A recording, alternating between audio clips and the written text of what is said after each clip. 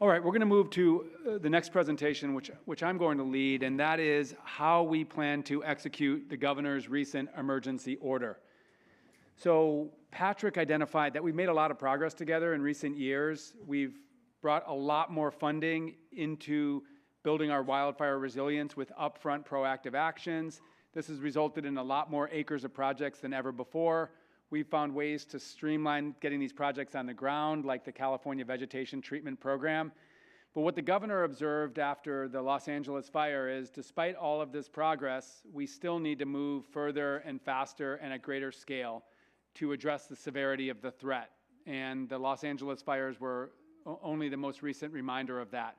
So he issued an emergency order on March 1st, I should say, and that provides us some extraordinary statutory or legal authorities to help projects happen faster. So I'll share a presentation today, which is really the top line description of how we plan to implement this. And at the end of my presentation, you'll learn about a very specific webinar that we're going to hold in just over a week, where we're going to detail more of this, roll out some of the key FAQs, or frequently asked questions. So consider this the introduction that then we can go deeper on in the next couple of weeks. Next slide. So this does really, the emergency order does three things. One, it allows for the suspension of legal and regulatory requirements with the approval by two secretaries to fast-track public safety projects, I should say. The two secretaries are myself as the Natural Resources Agency Secretary, and my colleague, Secretary Yana Garcia at the California Environmental Protection Agency. So the notion is we can enable projects to forego a whole lot of permitting processes that I'll mention if we're actually approved the suspension. And I'll explain how that works. The second leg of the emergency order is it directs our Board of Forestry to update and expand the application of the Cal VTP, or that Vegetation Treatment Program. We heard Mark talk about how the Marin Fire Prevention Authority really tiered off that Cal VTP to finish a very complicated project planning and permitting in about 18 months. We want to expand the use of the VTP beyond just state responsibility areas into local responsibility areas. And we want to work with practitioners, including many of you that have utilized the Cal VTP, to understand how it can be optimized. So that project is underway at the Board of Forestry, and the Board of Forestry, I think, has secured a consultant that will be doing some key surveys and workshops to better understand how we can continue to optimize the VTP. And then the third stool, also very important, is it directs Secretary Garcia and I to get back to the governor by April 30th with specific recommendations about how we expand the pace and scale of beneficial fire. That's tribally led cultural fire, prescribed fire, and the like. So now I'm going to get into some of the details on each of these. So how we've set this up as a framework is that a project can seek suspension for all of these permitting requirements or permitting processes if it meets four key criteria. First is the primary objective of the project, the vegetation removal, is for at least one of these reasons: hazardous dead or dying trees, creation of strategic fuel breaks, community defensible space, either safer ingress or egress into communities, out of communities, or to reduce roadside ignitions, cultural burning and or prescribed fire treatment, and then maintenance of previously established fuel breaks. So our project needs to have as its primary purpose one or more of these functions. Second is that the request for the suspension has to be submitted in this calendar year. And we'll explain how that happens. We wanted to create this window so that we anticipate getting more funding for projects, hopefully through the governor and legislature's budget process that culminates this summer and uses climate bond funding. And we want to enable projects that may get funded through those resources to actually be able to apply for the suspension. Number three, work is performed and or supervised by certified, licensed, otherwise qualified responsible parties. These are people that are professional, that understand how to do these projects and how to avoid or minimize or mitigate environmental impacts. And then four, and very importantly, that the work that the project does follows best management practices.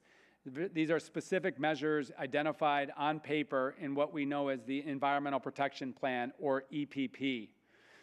This approach is based on something we did back in 2019 when the governor issued an emergency order that created a waiver process or a suspension process like this for 35 emergency fuel breaks.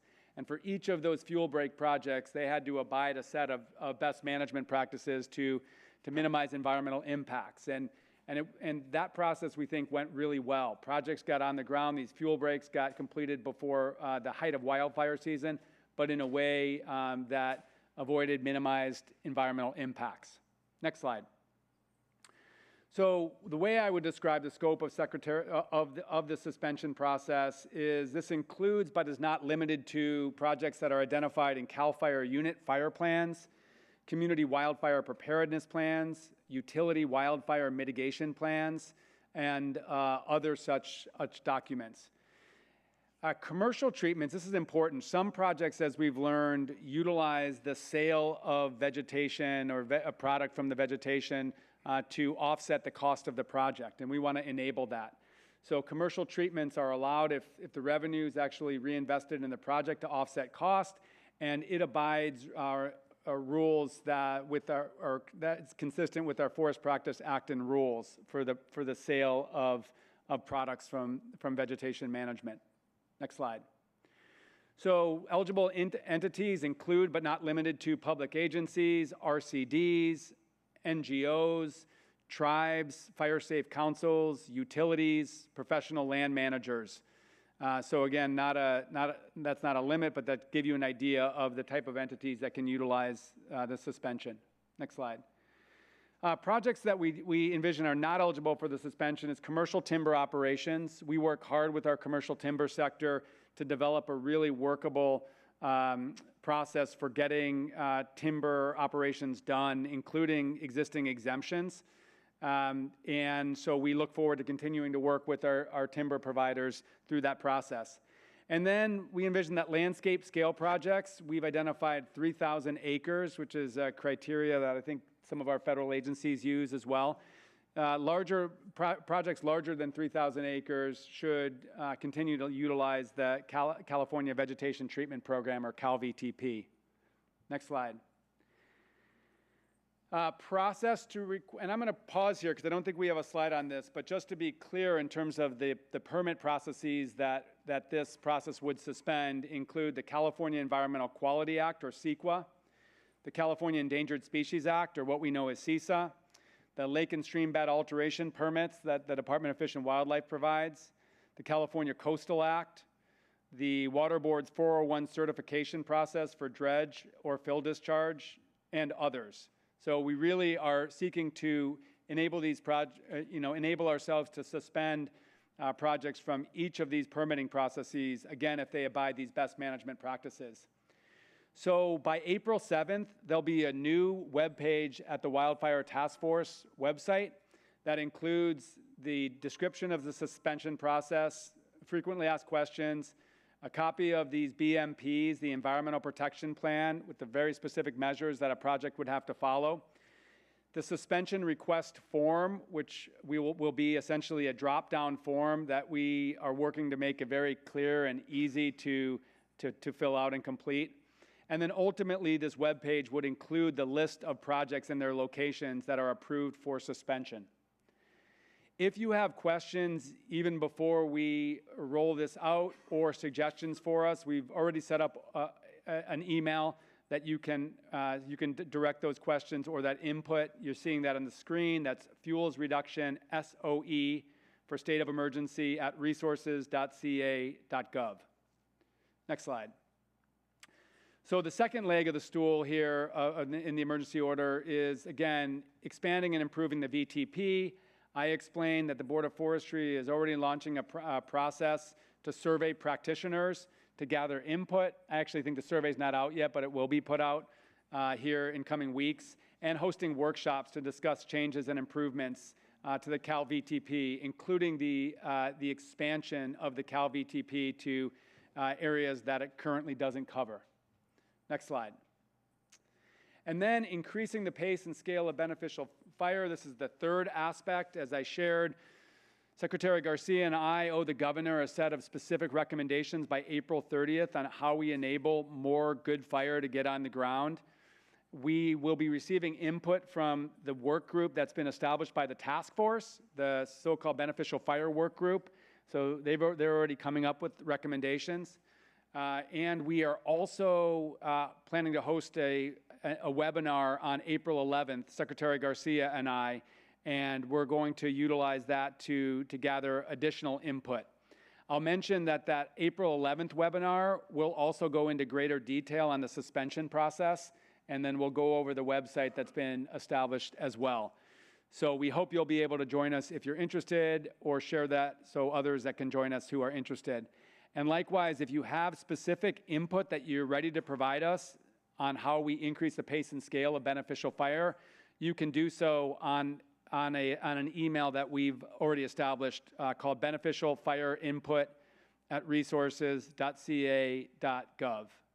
Next slide. Maybe that's the last slide. Yeah. So hopefully this gives you a thumbnail in terms of what we're focused on moving forward. It wasn't in the presentation, but we want to hold ourselves accountable for responding to requests for suspension within 30 days. I hope we're actually responding to requests for suspension in faster than 30 days. But the idea is that practitioners with projects that they're planning, that they can use this process to request suspension, and then if they provide the information and agree to achieve or follow these best management practices, that we very quickly could approve that suspension so that the work can begin as quickly as possible. Not in the slides, but something that we've discussed internally is essentially at this point what we're thinking is a requirement that once that project commences, that it be done in 2 years' time to reflect the urgency of these projects towards getting done. This has been a team effort to develop this process, so I want to pause at this moment and ask Chief Tyler or Patrick or even our colleague Lisa Lean Mager, who's in the audience, for any color commentary or other pieces that you'd add. Thank you, Wade, for giving this presentation, this preliminary presentation, knowing more will come in the next weeks and more will come in the webinar. I will tell you that since the state of emergency proclamation was made public, multiple agencies led by CNRA and Cal EPA have really been working on this diligently every day, into the weekends as well, to be able to try to refine every point we can think of to make this successful. So often, for all of you that are in the room who really want to make our landscapes more resilient, this is the opportunity. So often, while we want to make sure that we're protecting the environment as we do this properly, there's probably many of you in this room who have always hoped for and looked forward to getting the great work on the ground to be able to do this. So thank you for this opportunity, and I'm hopeful for a good 2025. Yeah. And then I would just reiterate, Forrest, if you could bring up that slide with the email address for questions or input. Like I said, by April 7th, we're going to have this process on the website. We're going to be as clear as possible about how it works. We're going to have FAQs and then actually the request form for suspension. We'll follow that up with a webinar 4 days later. If you have questions or suggestions, points of clarification, concerns before that, please send us an email here. I just had a great conversation with Abby, my colleague from Land Use and Climate Innovation, around a question that she brings to the table. So this is a really good opportunity in the next week to anticipate questions or suggestions that entities have, so that we'll really hit the ground running on April 7th and then the 11th when we hold our webinar. All right.